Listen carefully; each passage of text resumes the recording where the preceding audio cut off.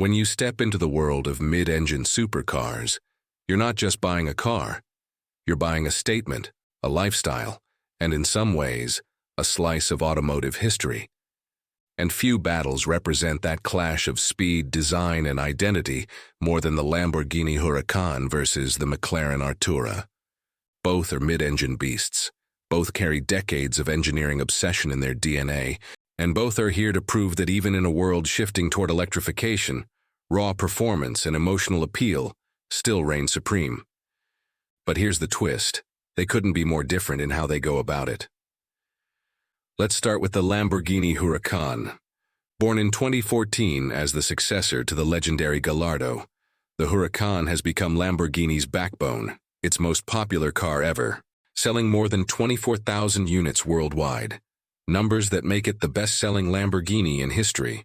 Its secret weapon? A naturally aspirated 5.2-liter V10 that screams all the way up to 8,500 RPM, producing up to 631 horsepower in its EVO and STO forms.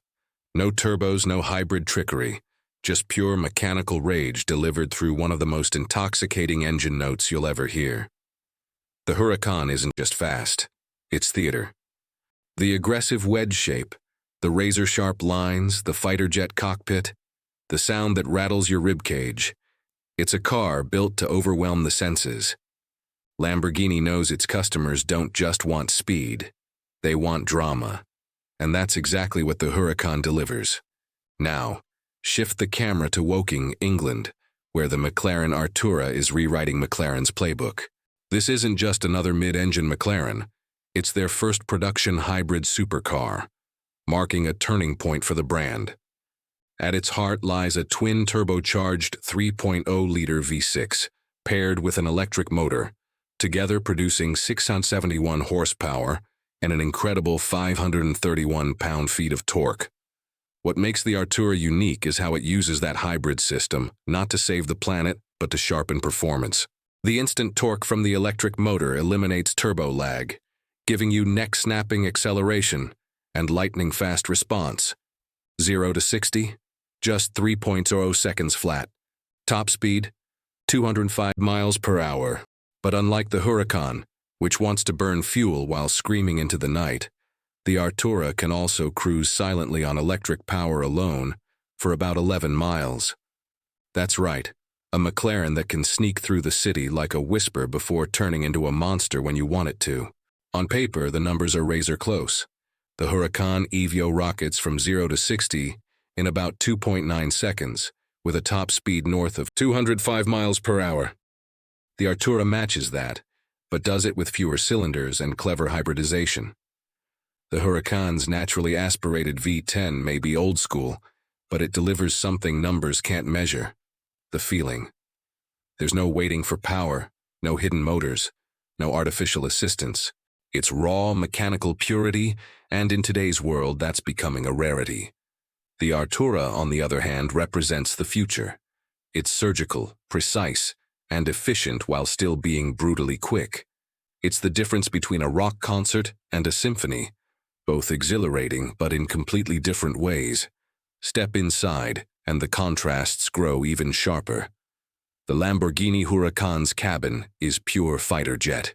Switches, toggles, bold hexagonal shapes.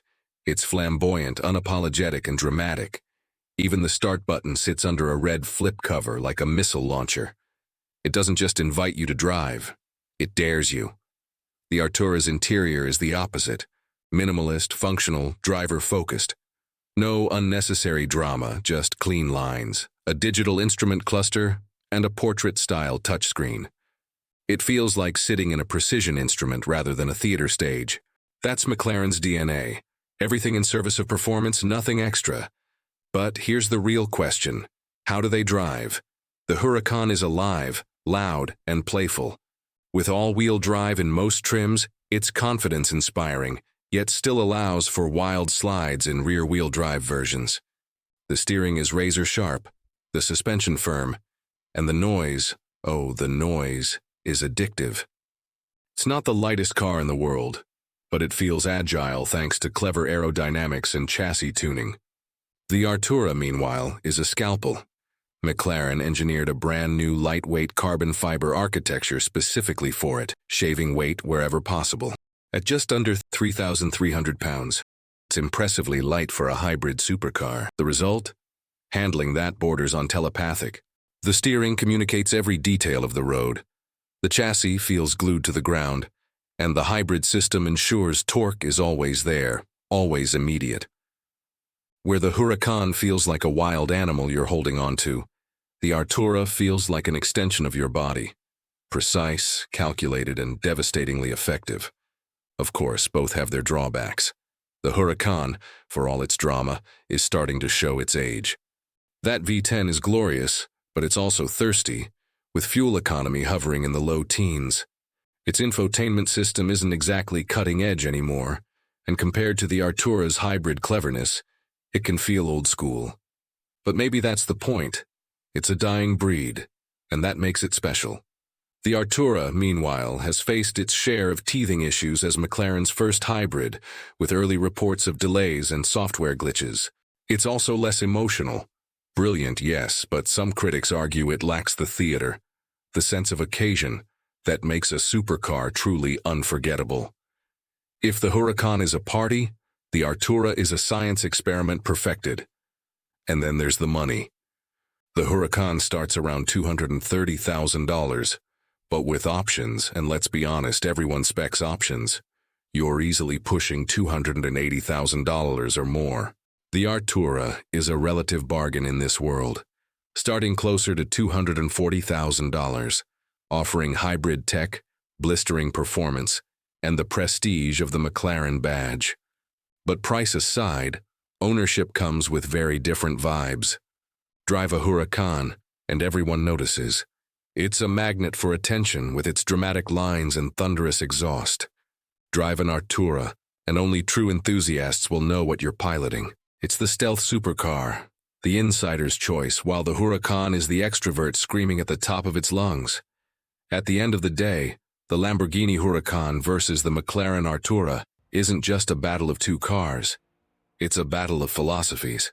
One represents the last stand of naturally aspirated supercars, delivering pure emotion in every rev. The other represents the dawn of hybrid performance, combining old-school combustion with new-age electrification to create something smarter, sharper, and more efficient.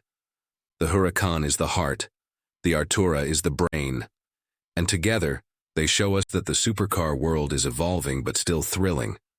So the question is, do you want a car that makes your pulse race with raw sound and fury, or one that shows you the future with silent precision and brutal speed? Are you Team Huracan, craving that wild Italian drama, or Team Artura, embracing the cutting-edge British engineering?